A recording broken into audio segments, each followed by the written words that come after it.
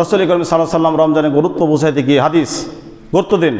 রাসূল সাল্লাল্লাহু আলাইহি ওয়াসাল্লাম রমজানের গুরুত্ব মর্যাদা বুঝাইতে গিয়ে, লাভ আর ক্ষতি বুঝাইতে গিয়ে আল্লাহর নবী বলছেন, যারা রমজান মাসে ঈমানের হালতে রোজা রাখবে, আল্লাহ তাআলা পৃথিবীতে তো যা নিয়ামত দিচ্ছে এটা বাকি, যা বরাদ্দ দিচ্ছে বাকি, এটা পূরণ হবে হাসরের ময়দানে, কবর থেকে শুরু হবে। তা আল্লাহ রাসূল সাল্লাল্লাহু আলাইহি ওয়াসাল্লাম বলছেন, যারা সিয়াম পৃথিবীতে রাখবে, আল্লাহ তাআলা কিয়ামতের দিন তাদেরকে হাসরের ময়দানে নূরের দস্তরখানা বিছে, হাদিস গুরুত্ব দিন, নূরের দস্তরখানা বিছে যারা সিয়াম পালন করবে, আল্লাহ তাআলা ফেরেশতাদের তাদেরকে জান্নাতি খাবার খাওয়াবে। বলেন সুবহানাল্লাহ। প্রশ্ন, তারা যারা সিয়াম রাখে না তাদের পরিণাম কি হবে? যারা সিয়াম পালন করে না তাদের পরিণাম কি হবে? তাদের পরিণাম আমি আমার লজিক বা দৃষ্টান্ত দিয়ে বলি, তাকান আমার দিকে, না তাকালে হাদিস বুঝবেন না।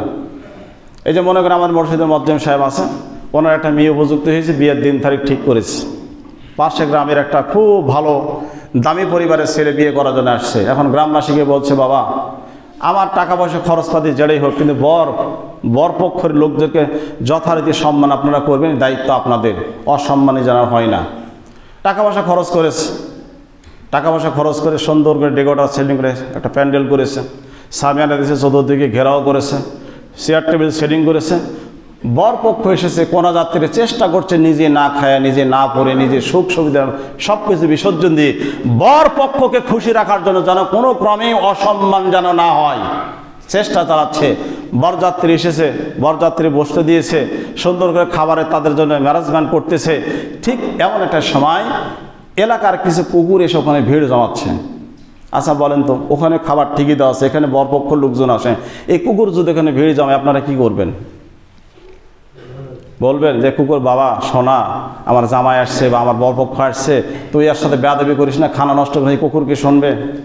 কুকুর হাত পাতার সময় দেখবে, চেষ্টা করে, না হলে সরাসরি একটা কোতকা লাঠিলে, খাবার কিন্তু দিবে না, প্লেট দিবে না, চেয়ার দিবে না, বসতে দিবে না, সাহেবের কাছে জায়গা দিবে না, একটা কোতকা লাঠিলে কুকুরের মাঝে আগে দিবে যে আমার বরপক্ষের লোক আসছে, আমি চেষ্টা চালাই তাদের সম্মান যেন হানি না হয়, সম্মান বজায় রাখার জন্য।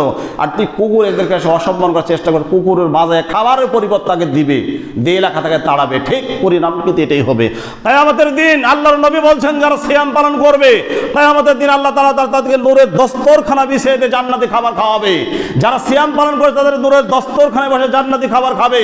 কিন্তু যারা এই দিনের বেলা যারা সিয়াম পরিবর্তন করে যারা দিনের বেলা পেট পুরে খাবে, কিয়ামতের দিন ওই যাত্রী যেইভাবে খায়, কুকুর যেভাবে তাকা থাকলে, কোরা যাত্রী যেইভাবে জুতে দেয় পিটাই, কিয়ামতের দিন যারা বেওয়াদার সেই দিন তাদেরকে জুতে দেয় পিটা ফেরেশতারা জাহান্নামে ঢুকিয়ে দিবে।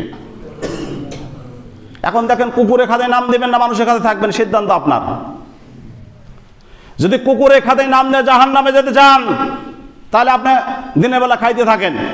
কারণ সুস্থ শরীরে বিনা ওজরে একটা রোজা রাখা ছেড়ে দেওয়া মানে হলো সে কাফের।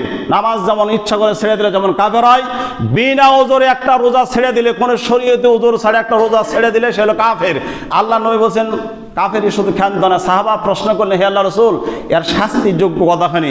আল্লাহ রসুল বলছে, এখানে হত্যা করার যোগ্য।